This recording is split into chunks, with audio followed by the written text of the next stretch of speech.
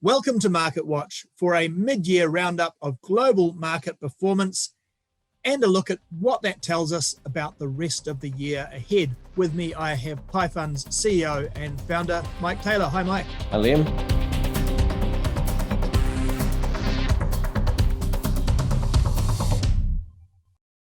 Looking around the world today, because I guess in terms of the performance of share markets around the world, it's no secret that the NZX has underperformed. What has been the top performer in terms of indexes around the world? So the two regions that have performed well are Europe, so Europe on the continent, and then also the US. So I had a look at the regions which had underperformed versus the ones that have outperformed. And it struck me quite starkly is that actually the countries that had the harshest lockdowns, such as Australia and New Zealand, and it had almost sort of a closed economy, their markets haven't performed that well versus those that have, like Europe, where they had, extensive COVID outbreaks, and same in the States, and actually they're now almost getting to the point where they're fully reopened.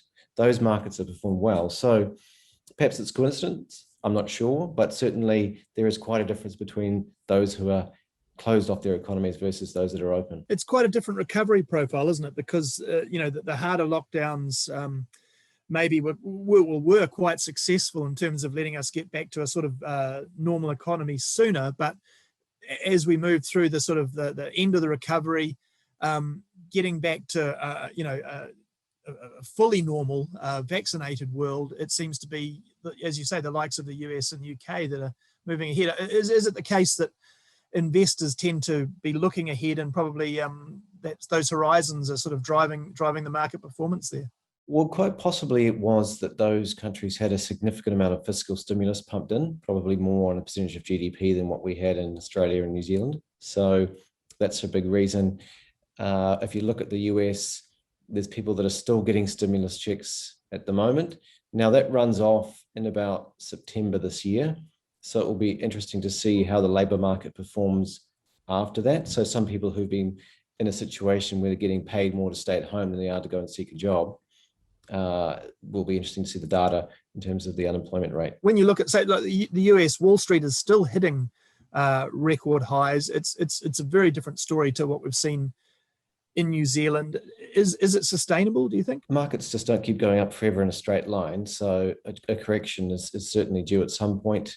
And so it's always hard with markets because often you get a correction when things look really good. So we might be in a situation, August, September this year, where everyone's reopening, things are looking good, all the data points in the right direction, yet we have a correction. It doesn't seem to matter how much we prepare for it. When the news comes that rates are about to rise, markets react.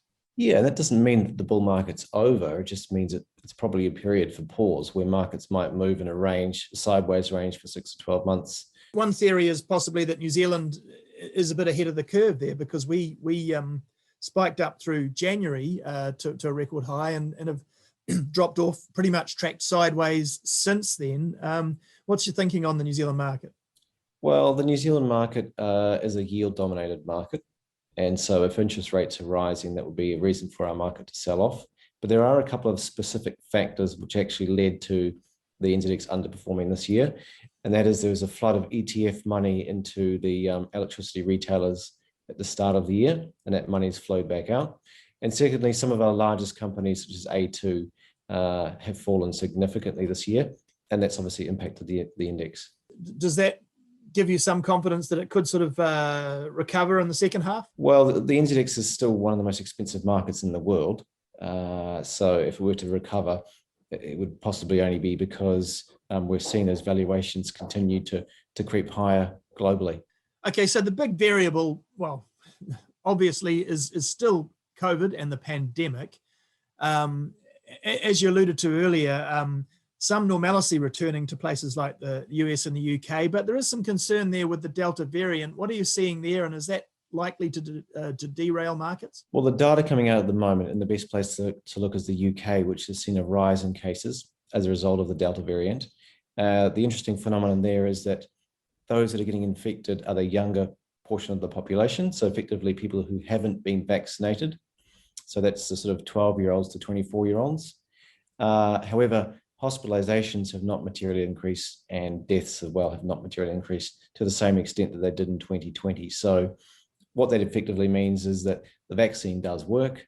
And so once you get sort of 75, 80% of your population vaccinated, then effectively COVID won't be a concern. Sure. That markets need to worry about anyway. Yeah.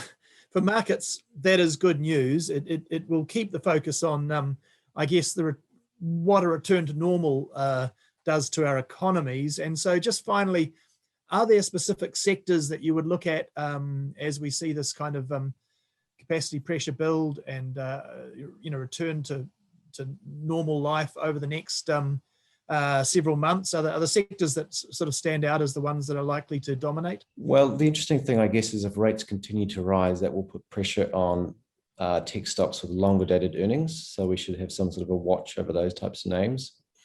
Also, some sectors which have underperformed, such as energy, relative to the fact of where oil prices, and I see even today there's news out on oil and that sees that commodities continue to trend higher. So oil could be one to watch in oil names. As we've seen before in previous decades, if oil price does rise too fast, it can actually lead to much higher inflation and also even cause a recession. So definitely want to keep an eye on with oil. That's great, Mike. We will keep a close eye on that. We'll leave it there for today. Cheers. Thanks.